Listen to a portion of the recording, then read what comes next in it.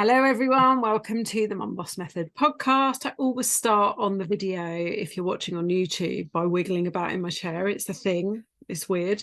I am so thrilled to have a guest today because I get bored of the sound of my own voice and she's awesome. So hello Gemma. Hello, lovely. You're making me wiggle whilst I'm Wiggle, watching you. wiggle. I'm also hugging my hot water bottle because although it's a beautiful day, it's still freezing. So there we go. Never mind. Gemma, thank you so much for agreeing to be my guest today. I can't wait for this conversation. And it's a long time coming. I think we might have been trying to do this since about January. Yeah, maybe longer actually. Yeah. Maybe. But let's find out who you are. Tell the audience, who's Gemma? Tell us all about you.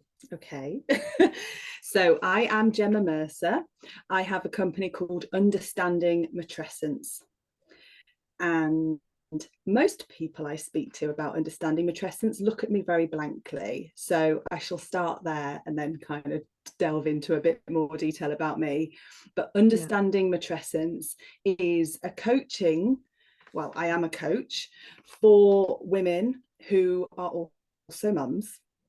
And it's all about trying to help women regain their self-identity or find their spark again, those things that make them feel them, whilst also being mum. Because I mean, as a mum yourself, I'm sure you understand that, you know, we go from being ourself for however many years, for me 32 years of being Gemma, and having not spent much time at all thinking about what that would mean for me, my relationship, my ambition, my sense of purpose, all of these things, social confidence, like the list goes on.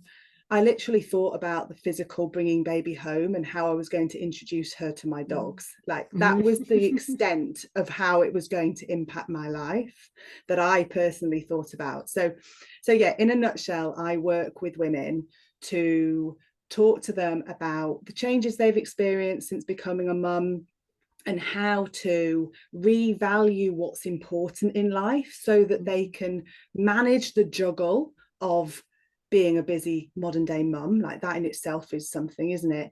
But also finding snippets of time, and this is why we connected initially, because finding that space for them to feel interesting in themselves as well as being mum is what I help them to do. So a lot of my clients are working mums, but also I work with women that have sort of taken a step away from that employed, I don't like to say working because, you know, being a stay-at-home mum is work. Hard work.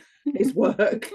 But you understand that sort of sense of ambition or that sense of identity that comes from being in a paid job. Sometimes I think that in itself can be quite discombobulating for women to sort of not have that part of them anymore. So yeah, so as well as working with women that are in employment, I also work with women that are stay-at-home mums, to help them sort of work out, right, what else, what for me. So yeah. So that's me. But and it myself, really crosses over. Just that's in it. You saying it again just gets me so excited because it does really cross over to but of what we both do, because the amount of conversations I have with my mums about what about you, you know, daily. But anyway, sorry, and you and Gemma. Me. So yes, so I do have my company Understanding Matrescence, which is a big part of my identity, which is where I start with it. But I also am wife to Lee and mum to two incredible children, Imogen and Alfie. So they currently are 5 and 7 going on 17. I have two working Cocker Spaniels, and yeah, spend my time just trying to sort of keep life interesting. So yeah, that is me. And anyone that has been around me for a long time will know that that is also a massive part of why Gemma and I connect, because of English working Cocker Spaniels keeping us absolutely on our toes. He's asleep. It's fine. Yeah, So the most amazing, yeah, amazing they are. dogs. They are amazing. They are amazing. So I guess I obviously I send everyone some questions that we're going to talk about, and as we talked about before we started recording, this is just a conversation, but so I don't ever like it to be scripted. But what is the thing? What's the thing that mums come to you and say? Like, what is that piece that my audience can really understand? Because, you know, I have to be honest, until I met you, I didn't really know much about matrescence. I knew once I started talking to you and connecting with you, I could feel it. Mm. But actually, when you say it as a word, I don't think many people would understand maybe what the problem is yourself. So what are those most common statements that women come to you for help with? Oh, that's such a good way of questioning it. The majority of women that I start helping come to me saying that they feel lost, stuck in a rut, lost, overwhelmed, like they've lost their spark. Yeah, that this stuck on that hamster wheel existence of doing all the things for everybody else and not knowing where to start to get off that treadmill. And I think that sometimes is so common that because we are trying to be all the things all of the time, what happens is, and this is why matrescence as one word is just a word, but when we start to dig into it, this is why it's so critical people understand, because actually the push pull of competing devotions, you know, we are human beings in our own right as mums, but society tells us that a good mother is always thinking about her family and her children, and is self-sacrificing, and you know, all of the jobs, like it's a minefield, isn't it, trying to keep up with everything that's going on. And yet if we don't unpick our matrescence and how that's impacting us, we don't think about this push-pull of, well, I obviously want to be everything for my children. My kids are the most important part of my life. Of course they are. Being their mum is like insanely bonkersly brilliant. But it's also, I won't swear, like it's also intense. Yeah. It's also exhausting. And I also get very frustrated sometimes if that tendency to not think about my own needs comes in. And so this push-pull of wanting nothing but the health and happiness of your kids, but also having human desires, needs, wants, emotions in your own self. And of course, that conflict that's going on all the time. And I think what understanding matrescence does for women and society actually is allows us to recognize that it's okay to have more than one emotion about something at any one time. So it's okay to feel frustrated as well as delighted that your kid is getting everything that they need. And once we start to understand that, then comes the magic, because then you can start to articulate first off to yourself that it's okay you feel this way, but second off to your partner, to your friends, to your support network, your employer. Like these conversations can start to happen, because without knowing what matrescence is and why that impacts you, we don't have the words to explain how we're feeling. And that's when, and a lot of your clients I'm sure will be experiencing this before they come to you, that's when they bury their needs their nutrition, their sleep, their exercise regimes, all of their things get pushed down because there's always something else that comes up first. Yeah. And it becomes easier. I'm doing speech, Doing speech marks, yeah. just for people not watching, you know, it becomes easier to just not think about themselves. Well, ultimately that's self-silencing their own needs, and ultimately, eventually, frustration, overwhelm, anxiety, all of the things start to raise their head if we continue to bury them. Yeah. And I just want to pick up on a couple of things that you said there, because again, I'm trying to really contain my excitement at this conversation. It'll spill out in a minute and then I'll just won't make sense. But the thing that I talk to so many of my clients about, and I wonder whether this is something that you have to dig into, is before we even start fixing things, actually understanding the feelings. Because from a young age, we are taught to do something to push down our feelings. Oh, you've fallen over and scraped your knee. Here's a sweetie. It's okay. They're there. Come on, come and sit down. Or, you know, when you get a bit older, here, have a cup of tea, because a cup of tea fixes everything. Or, oh, what a stressful week. Need a glass of wine. You know, and even, you know, in my world, that links into emotional eating and using food and alcohol to mask and push down and forget those feelings. But actually, we need to feel our feelings. Because until you feel your feelings and understand them and work out where they're coming from, you can't actually fix anything, because the chocolate or the biscuits or the cup of tea or the wine doesn't fix what's actually going on.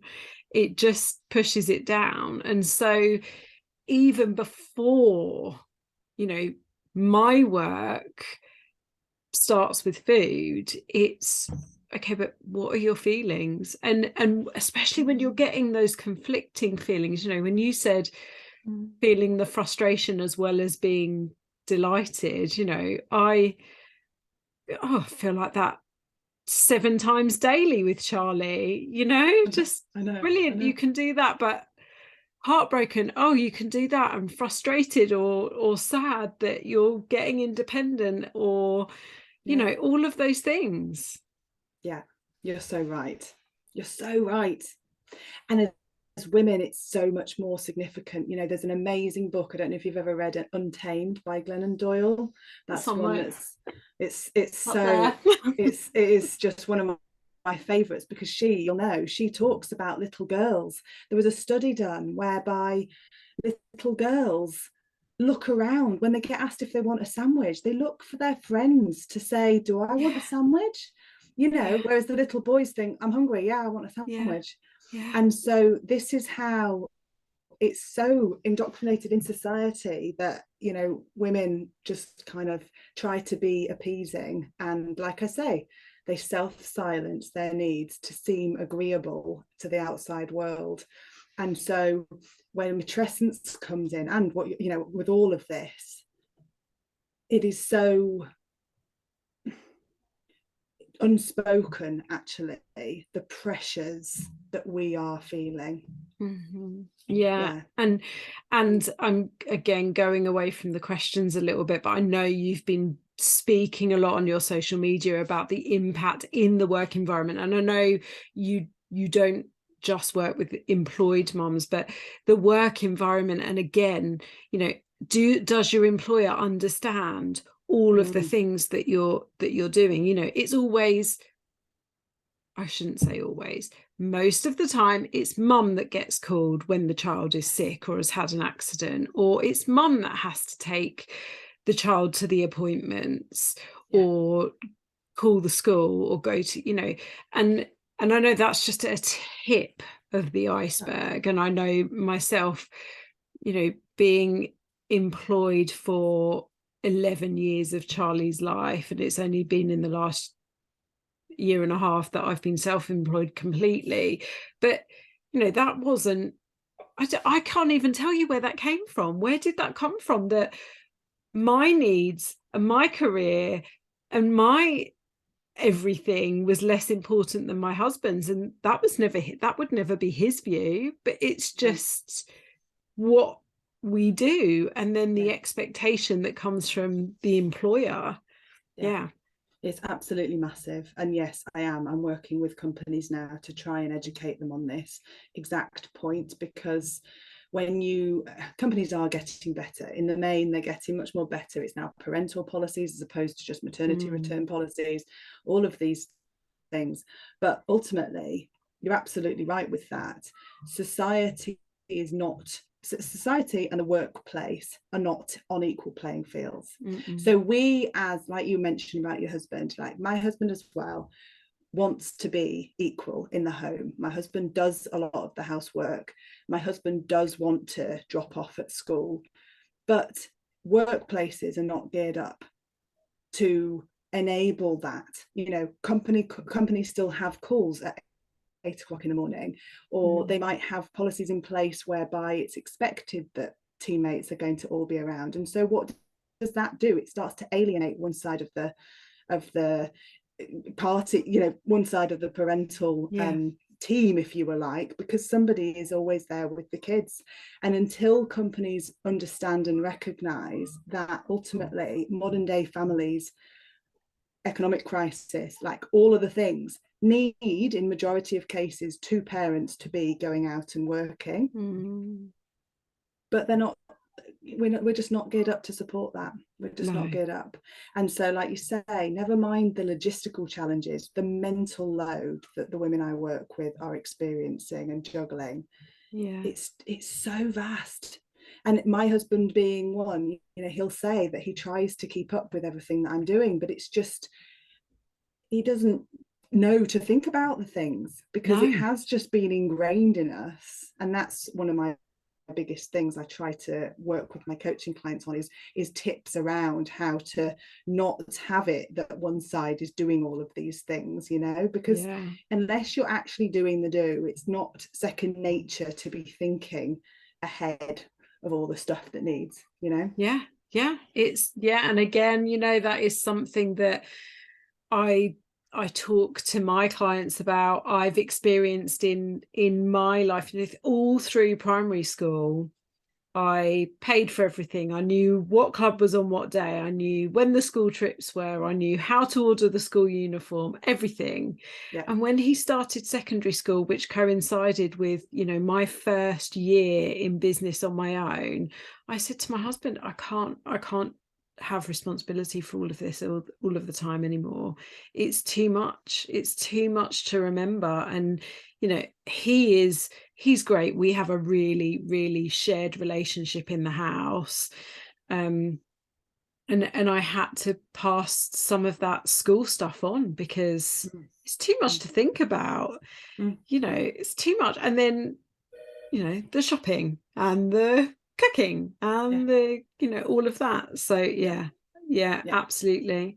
And one of the things that I asked you to kind of share with the audience were your 3 tips or strategies that are the top of mind that you help mums with, that can maybe help my audience with, because the thing that my audience want is they have health and fitness, and not necessarily all of them have fat loss goals, but they have health, fitness, fat loss, or self-care goals. It's that one of the biggest barriers to my clients and my audience in general that aren't necessarily clients is finding time for them, and finding that time and that energy for them. So I guess, what are your top 3 tips or strategies that you help your clients with?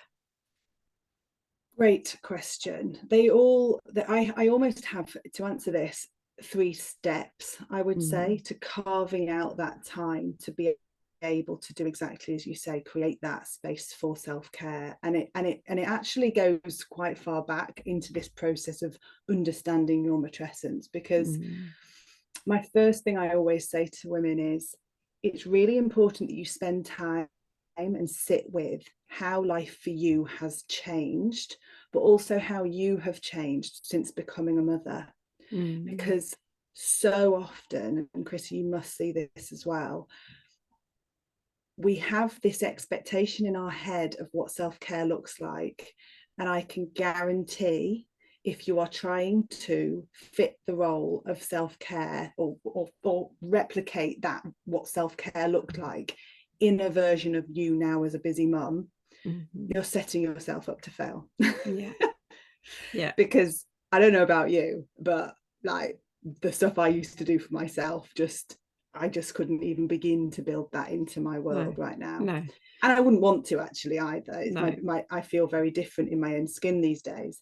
So it's really going, first step, back to basics, thinking about, on a physical level, how have you changed? On an emotional level, spiritually, you know, what's important to you now? Working back, finances, it might be that you're still on maternity leave, for example, or you've gone back into a lesser role. So finances are different. So my first step is always getting women to think, right, matrescence is this word that describes the becoming of me as a mother. But what does that now mean for me as a person? So that you've got a gauge of me, the mum.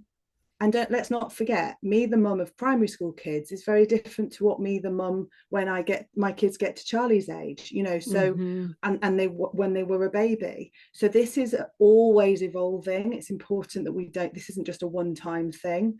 So getting clear on where you're at in your motherhood journey right now and how being mum and this stage of mum has impacted you.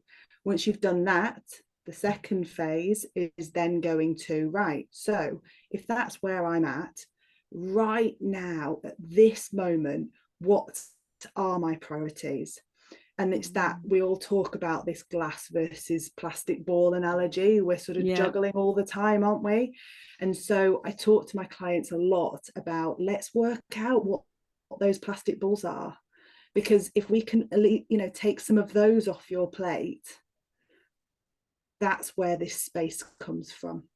Because so often we are trying to be the woman we were before having kids. So if you're thinking about a working woman and she still likes to always be on time, always immaculately dressed, you know, still fitting in the crazy gym routine that she used to once do, all of these things add up, don't they? And so it's trying to work out which parts of those are absolutely key to what your values are at this moment. And then once you've done that and you've got clear on exactly what your priorities are, it's then building these things into the routine, understanding where boundaries have to be set to protect those non-negotiable things. So for me, I no longer run marathons.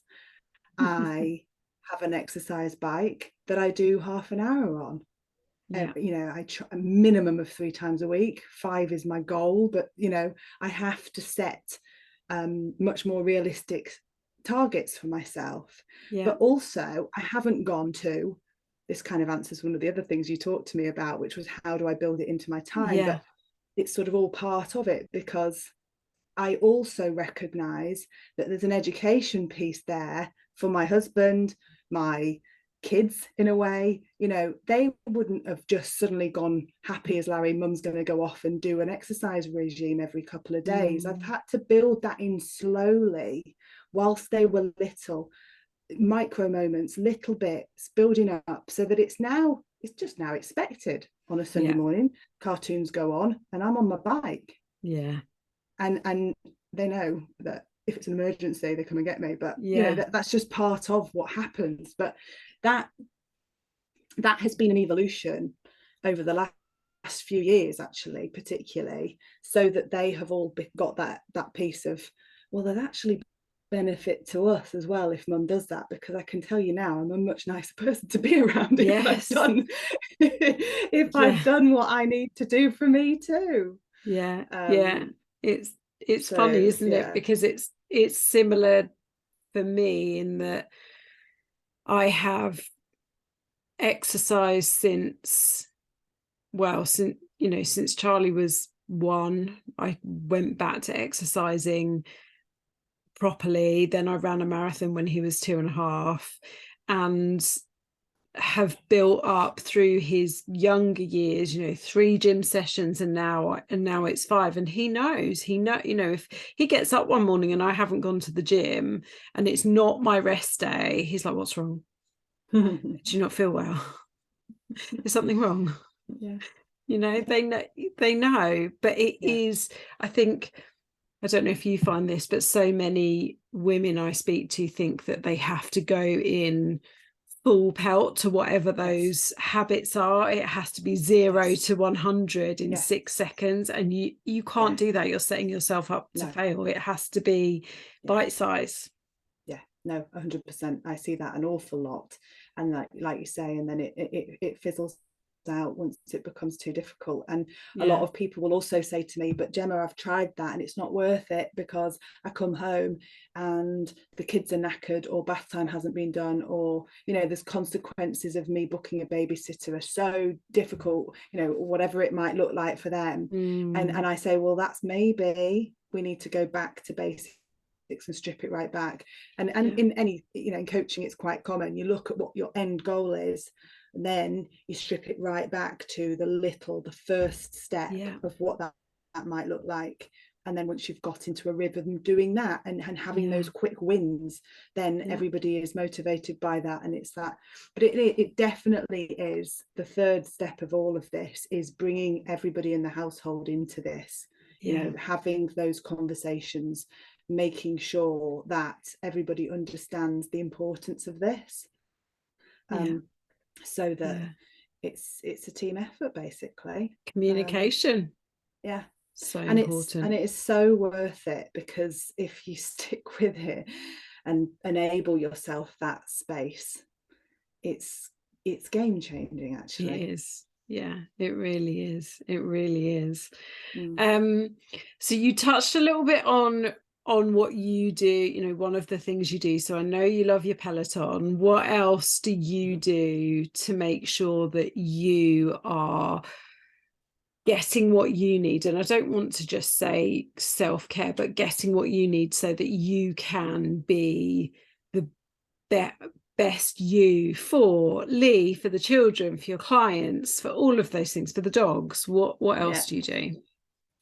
I make sure that it's not assumed that it won't be me that goes and gets that bottle of milk when we run out. And I know that sounds silly, because it's just a bottle of milk, but I'll be the one that's like, oh, we're running low, I'll go, rather than wait for it to be crazy stations and Lee just nipping out to do it. It's something that is in me automatically to say, I'll go. And I think that doesn't always come, especially with younger kids, that can be quite difficult for you to be the one that steps aside. And when I do that, that's when my headphones go on. That's when I have my music that goes on. I do things. I'm really big on little micro moments of that reset. Doing things just to re-regulate my nervous system. Because my go-to space, if I am under pressure in any way, is I go to an anxious place and I get frustrated, because I am a really active, physical, fast-paced kind of person. And so enabling me that room every now and again, just to get away and breathe, hear the birds, hear some music, whatever that looks like, is really important. But it's those little steps, and we've talked about this before, but that my idea of what self-care is anything that fuels your future self. So those proactive steps that you can put into your day to make future Gemma thank me for that. And I think that is probably my biggest thing, is just building those little bits into my day that make future life easier. Well, one of mine at the moment is I don't do the washing during the day. So just because I'm working at home doesn't mean I do the washing during the day, because 10 minutes, 5 minutes to load it, 10 minutes to hang it out, whatever, or whatever it might be. No, that's Yeah, not what my day is for. That can be done when I finish work, because I know absolutely I'll be love that. frustrated if I then don't get something done for me or my business during the day because I've been doing the washing. Love that. Yeah. Yeah. Or the Oh, dishwasher, actually. Hate the dishwasher. Everyone hates a clean dishwasher. that's not on one of my list of things. Lee does that because we have you heard of Fair Play as well? Eve Rodsky, that's another book that I No. always recommend to people. That's one Okay. to look up. She talks about the she-fault parents as opposed to the default parent, and she Mm, talks about, I mean, we've never gone to the length of actually having cards for each thing, but what she talks about, a dishwasher being one example, is that better example is like the dog food or something that kind of has different layers to it. So if we use that as an example, she talks about how you might think to yourself, oh, I'll just unload the dishwasher, or I'll just feed the dog, but actually all the extra stuff that goes into feeding the dogs, for me, it's my dogs are on medication as well. The food needs to be bought from somewhere, the regular checkups at the vets to check that she's still on the right level of meds. Like all of a sudden, just feeding the dog is not even skimming the surface of the no, mental load that goes on behind that job. no, And it's the same when for you're doing the sure. dishwasher or the washing. You know, just putting the load in the washing machine is like nothing, is it, Yeah. compared to putting the clothes away? And Yeah. so you're absolutely right. You have to protect those time blocks in your day so that they don't eat into the rest of it. And yeah, that book is really worth reading because it kind of gives you that idea of, well, actually, if you're going to feed the dogs, then you're also going to take all of the tasks associated to doing that.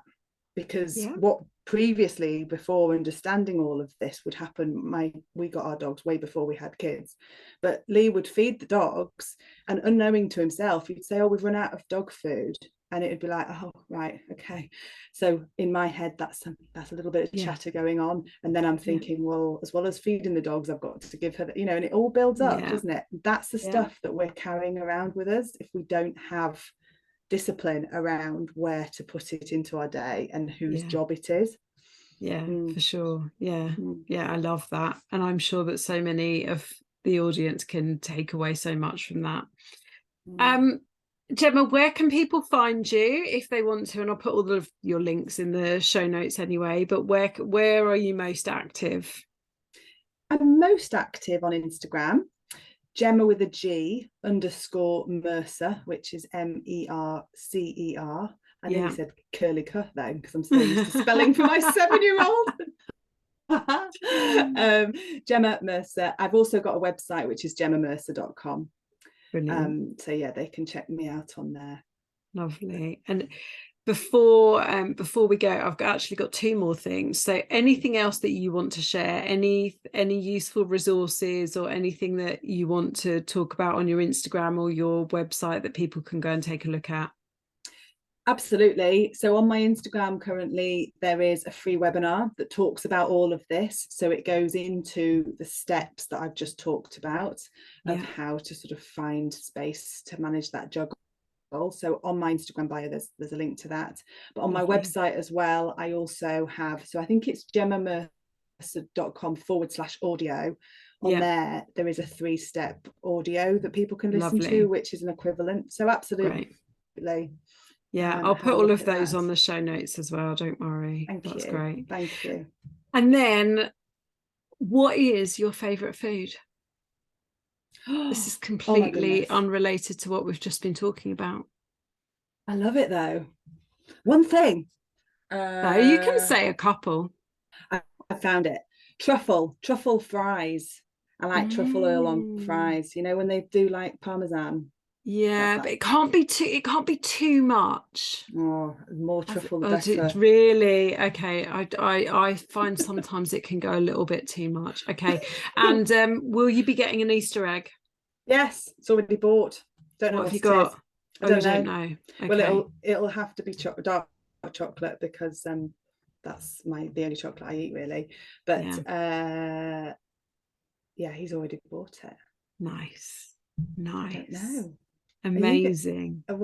What's Yes, yours? I requested an M&S one and I can't remember what it is. Also dark chocolate.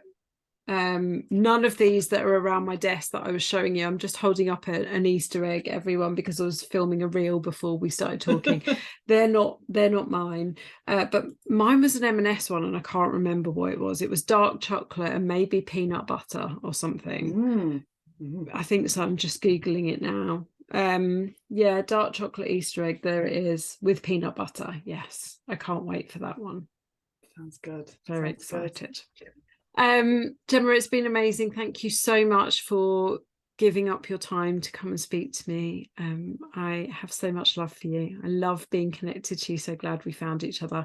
Everyone go and check out Gemma's account, give her a follow and check out those freebies that she mentioned as well. And as always, if you love this, please share it, because we love the love. We love the love. And the more people that you share this with, the more the amazing messages get out there. So I will speak to you all next week. Again, thank you very much, Gemma, and we'll speak to you soon. Bye. Bye. Thank you.